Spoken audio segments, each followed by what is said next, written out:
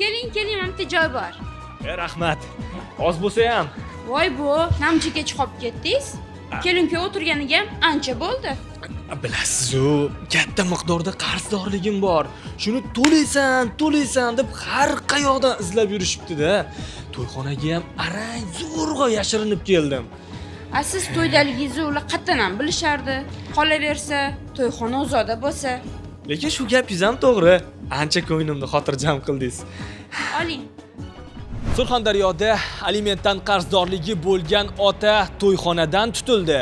Ma'lum bo'lishicha, otani yakkayu yolg'iz farzandi uchun alimentdan jami 36 million so'm qarzdorligi bo'lgan. Ijro hujjati bo'yicha qarzdor ota amriy qamoq jazosidan so'ng o'ziga to'g'ri xulosa chiqarmasdan yakka yolg'iz farzandiga aliment pulini to'lashdan qasddan bo'yin tovlab kelganligi sababli Majburiy ijro byurosi Surxondaryo viloyat boshqarmasi tomonidan jinoyat ishi qo'zg'atilib, surishtiruv va tergov harakatlariga kirishildi.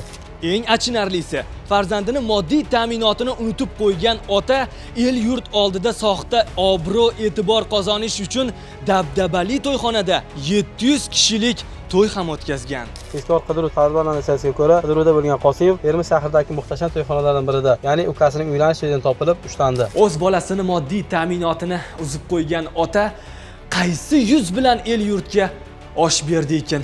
Umid qilamizki, ushbu lavhadan so'ng qarzdor farzandining oldidagi majburiyatini bajarib qo'yadi.